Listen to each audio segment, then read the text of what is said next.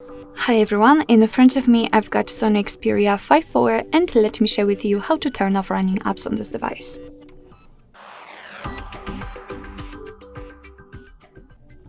So basically all we have to do is to simply open the recent, and depending on what kind of navigation bar or navigation mode you've got set, you can do it differently. So if you've got 3 buttons navigation, then all you have to do is to simply tap on the button with the square icon, and thanks to this you will open the recent.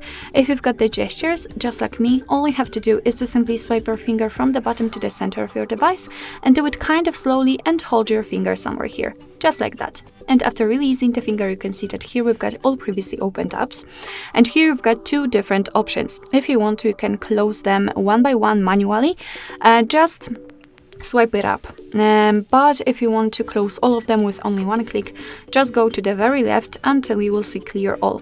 Then let's tap on it, and as you can see, we just got back to the home page, so we can enter the recents. And here we've got no recent items, which simply means that we do not have any opened apps. So basically that's all. This is how to turn off running apps in your SONY Xperia 5.4. Thank you so much for watching. I hope that this video was helpful, and if it was, please hit the subscribe button and leave the thumbs up.